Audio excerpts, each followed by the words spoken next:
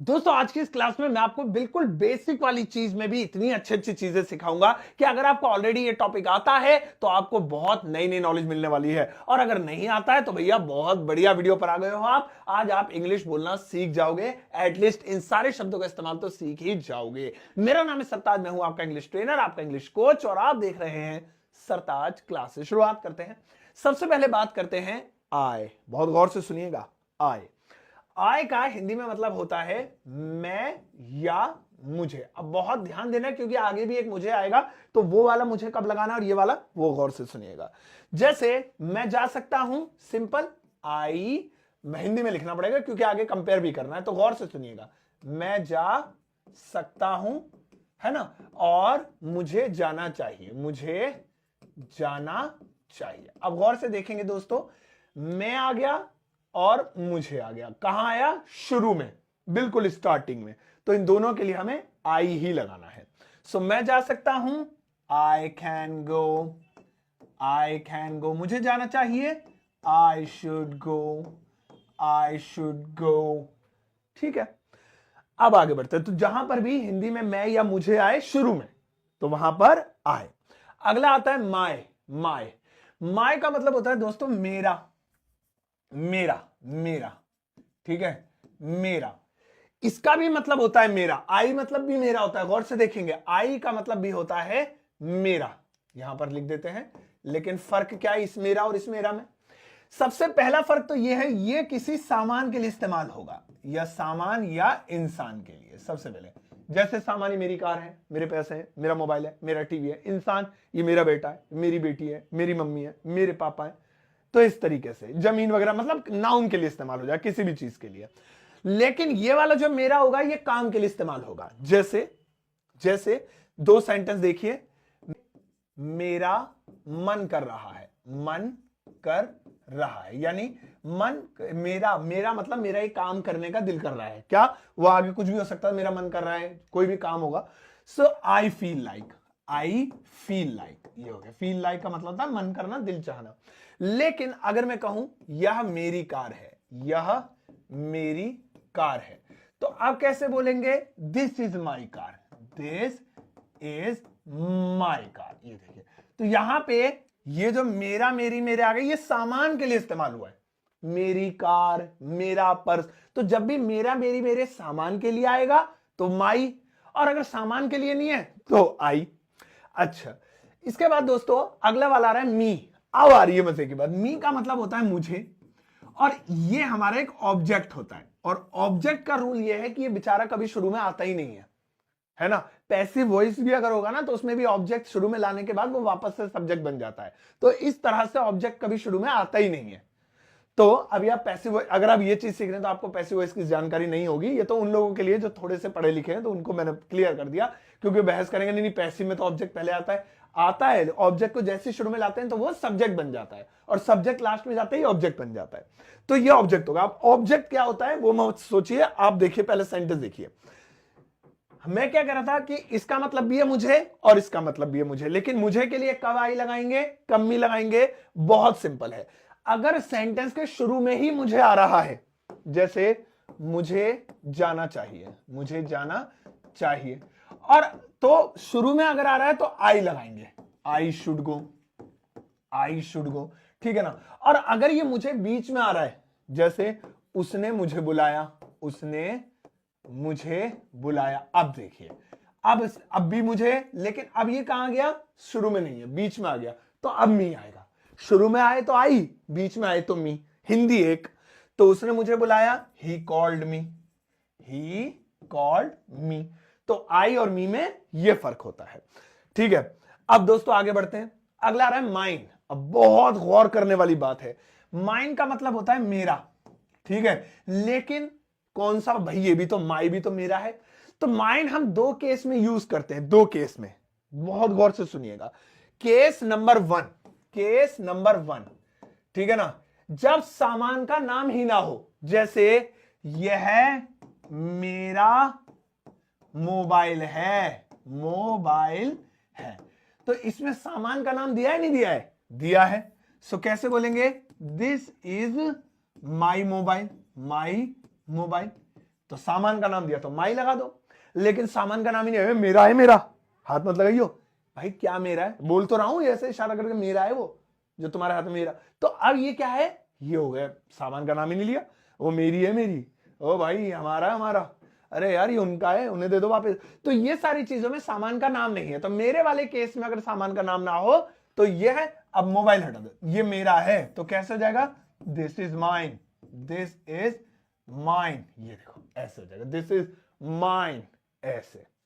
अब सुनो अगला वाला केस 2 सुनो, केस 2 भी तो बताना है आपको। केस 1 हो गया कि सामान का नाम ना हो, सामान का नाम ना हो, सामान का नाम ना हो, ना हो। अब दूसरा केस सुनिए, केस 2। केस 2 ये है कि जब मालिक बताना हो खुद को, मालिक बताना हो, बताना हो, ठीक है ना, मालिक बताना। तो कैसे, अब देखिए मालिक दो तरीके से बताया जाता है। जैसे मेरी एक गाड़ी खड़ी है आपके दुकान के आगे, ठीक है, तो आपने कहा हाँ जी किसकी गाड़ी है जरा हटा लो, मैंने कहा हाँ जी मेरी गाड़ी, आ रहा हूं मैं। तो यहां पे मैं, आपने ये नहीं पूछा था कि मतलब जो है इसके कागज किसके पास है, किसने इसकी पेमेंट करी है, आपने कहा गाड़ी किसकी है, तो मतलब मेरी हो सकता है मैं अपने भाई से लाया हूं, हो सकता है मेरे पड़ोसी की हो, लेकिन अभी तो मैं चला रहा हूं ना, तो मतलब नॉर्मली मैं कहूंगा मेरी है। ऐसी तो होगा, आपने भाई की बाइक लिया है, मेरे घर के खड़ी कर दी, और मैंने कहा भाई बाइक हटाओ किसकी है ये, तो आप क्या ये थोड़ी कहेंगे मेरे भाई की बाइक है, तो मैं कहूंगा भाई को बुलाओ, कहां है वो, तो गांव में है, अरे तो यूं बोलो ना तुम्हारी बाइक है। तो इस तरीके, तो ये वाला सेंस क्या हुआ, सिर्फ चीज को बता रहे हैं कि ये मेरी है, तो लगाएंगे this is my bike, this is my. लेकिन अगर मैं कहूं बाइक मेरी है, मेरी, मैंने पैसे दिए हैं इसके, मैं हूं इसका मालिक, तो माइन लगाएंगे। तो जब मालिक बताते हैं this bike is mine, this bike is mine, ऐसे। आप मेरे साथ दिल्ली घूम रहे हैं, मैंने कहा देखो ये मेरा घर है यहां वाला, तो यहां पे क्या हुआ, मैं ये थोड़ी कर रहा हूं मैं बहुत अमीर हूं, मालदार हूं, मेरे पैसे लटक रहे हैं चारों तरफ, ये मेरा घर है मैंने खरीदा है, मैं सिर्फ तुम्हें बता रहा हूं, नॉर्मल वाली बात नहीं, मेरा घर, दिस इज माई हाउस, ठीक है ना। और आप कहने लगे सर वो वाला घर देख रहे हो, वो मेरे दोस्त का, मैंने कहा भैया दोस्त ये मेरा है, मैं हूं इसका मालिक, दोस्त कहां से आ गया आपका। तो वहां पे मैं मालिक वाली बात हो गई। अब तो आप कह सकते हैं दिस हाउस इज माइन। तो इस तरीके से दो जगह हुआ, एक तो मेरा और एक होता है मालिक, ठीक है। इसके अलावा हिंदी में बहुत सारे एक्सप्रेशन होते हैं, जैसे पहला है मेरा, तो तब भी माइन लगाते हैं, दिस इज माइन, माइन, क्योंकि बात वहीं आ जाती है जब बंदा ऐसे बोले छाती पीट के मेरा है मेरा, तो इसका मतलब ये बेचारा मालिक ही बता रहा है खुद को, नॉर्मली थोड़ी बोलेगा, नॉर्मली तो ऐसे ही बोलते हैं मेरा है जी, तो नॉर्मली बोले तो माई, ज्यादा लंबा लेक्चर हो गया, और वैसे माइन। अगला आता है इट्स। अब देखिए बहुत गौर से, इट्स का मतलब होता है अपना, अपना, अपनी, या अपने, या इसका। ये देखिए इतने सारे मतलब होते हैं, इसका और इसकी भी होता है, मतलब मेल फीमेल बना लीजिए, इसका इसकी इसके, अपना अपनी अपने, सारा हो गया ये दोनों। तो लेकिन ये लगेगा किस लिए, ये देखिए रेलगाड़ी इसलिए बनी हुई है कि निर्जीव चीजों के लिए लगेगा, इंसानों के लिए नहीं। मतलब जानवरों के लिए भी इसे कई सिचुएशन में यूज करते हैं, बट इंसानों के लिए बहुत रेयरली अनग्रामेटिकल कर लेते हैं। जैसे मेरे पास इसकी चाबी है, मेरे पास इसकी, अब देखिए इसकी आ गई, इसकी चाबी है। अब किसी चीज की चाबी होगी तो वो जाहिर इंसान थोड़ी होगा, इंसान में थोड़ी चाबी लगती है, तो वो निर्जीव चीज ही होगी, कोई सामान ही होगा, तो इट्स लगाएंगे। मेरे पास आई हैव, इसकी चाबी, इट्स की है ना, आई हैव इट्स की, इसका रिमोट कहां है भाई, वेयर इज इट्स रिमोट, तो इसका और इसकी इट्स। और अपने भी हो सकता है, जैसे रेल अपने दरवाजे खोल सकती है, रेल अपने दरवाजे खोल सकती है, खोल सकती है। सो अपने के लिए क्या होगा, फिर से इट्स। सो ट्रेन या द ट्रेन कैन ओपन, अब अपने दरवाजे इट्स डोर्स, ये देखिए train can open it's doors. तो इट्स का मतलब अपना अपनी अपने, और इसका इसकी इसके, ये दोनों मतलब है। अगला आता है दोस्तों इट्स। अब देखिए इसमें क्या फर्क है, इसमें कोई एस में ये ऊपर वाला कॉमा नहीं लग रहा है। ग्रामर की भाषा में इसे अपोस्ट्रोफी बोलते हैं, लेकिन हम छोड़ेंगे, हम तो ऊपर वाला कॉमा बोलेंगे। तो जिसमें ऊपर वाला कॉमा है वो ये इससे अलग है बिल्कुल। ये ऊपर वाला जो कॉमा होता है ये होता है इट इज, ये होता है इट इज। तो इट इज का इस्तेमाल हम एक तो करते हैं यह है, जैसे यह एक महंगी घड़ी है, यह एक इंग्लिश की वीडियो है, यह आपका मोबाइल है जो आपके हाथ में है। तो निर्जीव चीजों को दिखाने के लिए, जानदार होंगी तो लड़के के लिए ही, लड़की के लिए शी लग जाएगा, लेकिन बेजान होगी तो बेचारी के लिए क्या ही और शी लगाएं। अब पेन में मैं मेल फीमेल थोड़ी ढूंढूंगा, इसका ही लगाऊं या शी, तो ये इट है, तो इट दिया गया। दूसरा टाइम के लिए बजे हैं, बजे हैं, उसके लिए भी इट लगाते हैं। इसके अलावा कैलेंडर का टाइम या महीने का नाम, साल का नाम, दिन का नाम, त्योहार का नाम, सुबह दोपहर शाम, ये सब टाइम वाले बताने के लिए इट लगेगा।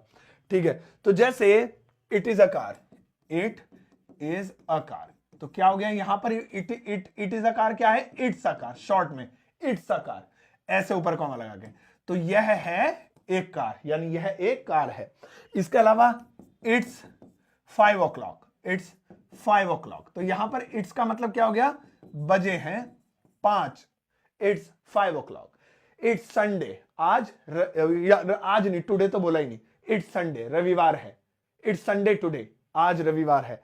तो ऐसे आप इट का इस्तेमाल दो जगह कर सकते हैं, दोनों इट अलग अलग। अगला आ रहा है योर, गौर से सुनिएगा।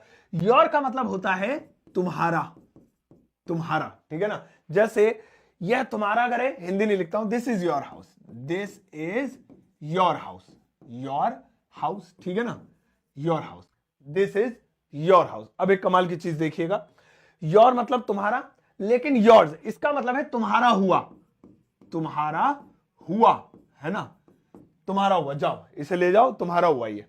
अब ये देखिए कितने कमाल का है, तो यहां पे योर नहीं योर्स लगाएंगे। जैसे यह घर तुम्हारा हुआ, यह घर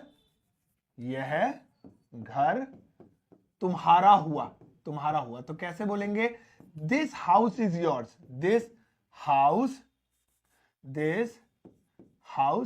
इज योर्स। चलिए ये घर आपका हुआ, दिस हाउस इज योर्स। ये घड़ी आपकी हुई, जाओ मैंने दे दी आपको, दिस वॉच इज योर्स। और ये घड़ी आपकी है, दिस इज योर वॉच, ये आपकी हुई। तो जब किसी को किसी चीज का मालिक बना दे तो योर्स। अगला आ रहा है हर्ज। हर्ज का मतलब होता है दोस्तों उसका हुआ, उसका हुआ। तो वैसे ही जैसे हम मालिक बना दें, ये लड़की के लिए इस्तेमाल हुआ, है ना। और हिज के दो मतलब होते हैं, एक तो होता है उसे और एक होता है उसका हुआ, उसका हुआ। इन दोनों के एग्जाम्पल एक साथ ले लेते हैं। जैसे यह घर उसका है तो होगा दिस इज हर हाउस, लड़की की बात हो रही, दिस इज हर हाउस। और अगर मैं कह दूं यह घर उसका हुआ, सो दिस हाउस इज हर्ज, ऐसे हो जाएगा, यह घर उसका हुआ।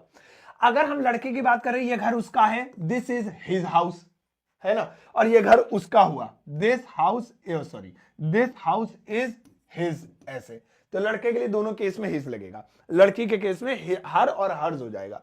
इसके बाद आता है हुज। हुज का मतलब होता है दोस्तों किसका, किसकी, किसके। हाँ जी, ये कार किसकी है, किसका है मोबाइल, किसके थे वो पैसे, तो वहां हुज हो जाएगा। जैसे यह कार किसकी है, यह कार किसकी है, तो कैसे बोलेंगे, whose car is this, whose car is this. या इट भी बोल सकते हैं हमने, जैसा भी यूज किया था, हुज कार। अब हुज के बाद अगला वाला आता है आर्स। आर्स इसकी अब तो एक तो हो गया और, उसका मतलब होता है हमारी, है ना।